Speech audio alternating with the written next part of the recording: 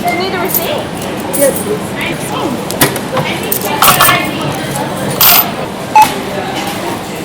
It's no secret that the cost of living puts a lot of strain on the financially disadvantaged. But did you know that Australians reportedly waste 200 kilos of food each per year, which equates to significant environmental consequences? So what if you could eat for free instead? Hello, I'm Nicola Papuano and you're listening to 360 Documentaries here on RN. Freeganism is an alternative movement where Freegans consume the food left by others in public places, such as food courts, or the discarded food of supermarkets, by the practice of dumpster diving. We talked to Freegan Georgia, who explains what it's all about. This is where it all began, at Hanachi, Japanese fine food restaurant.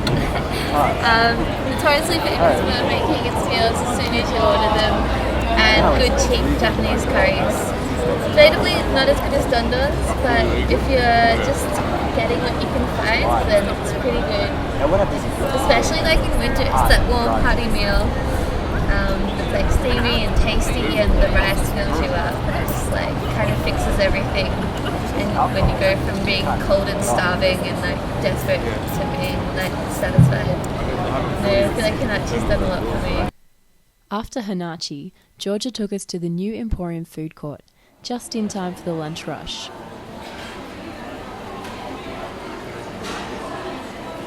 In the beginning, I had all these tactics, like pretend to take a phone call, and then you sit down next to the meal, and then you're sitting there and you're really engaged, and then after you're sitting there for a while, you just casually start eating it, and so it's like, that's the thing. Or sometimes you just like run in and out really quickly, like in and out of Hanachi, just stuck. Or just stake out, wait for someone to leave, or pretend you like are waiting for someone or know someone, I don't know. But now I just don't care. Sometimes I even ask people if they're done with it, if they're sitting next to the meal and there's like a tissue on it. And they're like, yeah, and they kind of seem confused. But like it started off really slow at the beginning of the year, and like it wasn't as adventurous as I've gotten now, and not as like as much of my diet as it is now. But probably about 3 months ago, I became like really enthusiastic about it. And that's when I kind of started doing it even when I did have money that I could spend on food if I wanted to. When I was just like, oh, this is just easier. So. During our interview, Georgia noticed an appetizing dish that had been abandoned, so she brought it over and tucked in.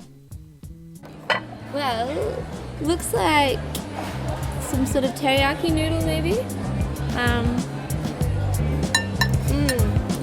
Yeah, like udon thick noodles. I think it's vegetarian, which is generally a plus.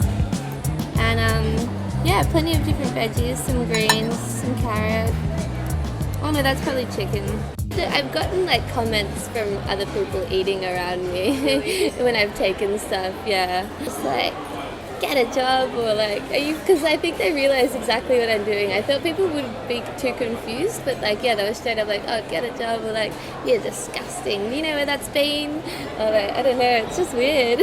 I don't shy away from it, like a lot of people know that I do it, because I kind of feel like everybody should do it. I mean, except that I'd have competition, but like, since Emporium opened, it's the only place I've found where I can make choices, and also it's like how warm it is. Sometimes I'll pick something up and it's really cold and like, not really bothered.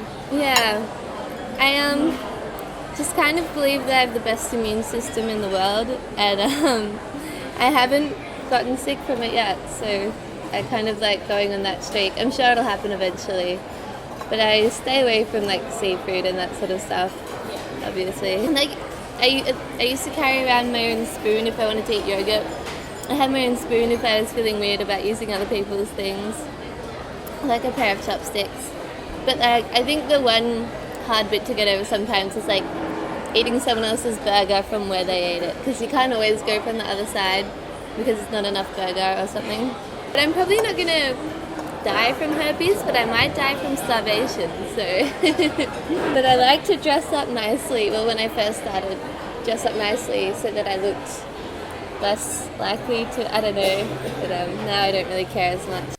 In the beginning, I was fairly apprehensive about sharing saliva with strangers, but after seeing the variety of food and the sheer amount of wastage occurring all day every day in food courts and supermarkets, I was somewhat inspired by Georgia and her waste-free lifestyle. My parents know I do it, and my dad loves it because he's all about reducing food waste and all that thing.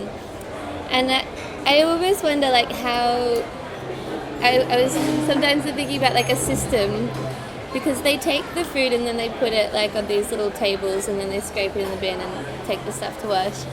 And I just wondered if like everyone, when they've finished their meal, they could like put it somewhere like that people could come and collect the rest of it from. I like to take more people with me to do it if they were interested, because I feel like it's a great way to it's kind of fun. Like I feel like it could be a social thing almost. Like, oh, what did we get? And like pull it together and like check out the treasures, but I haven't gotten there with it yet.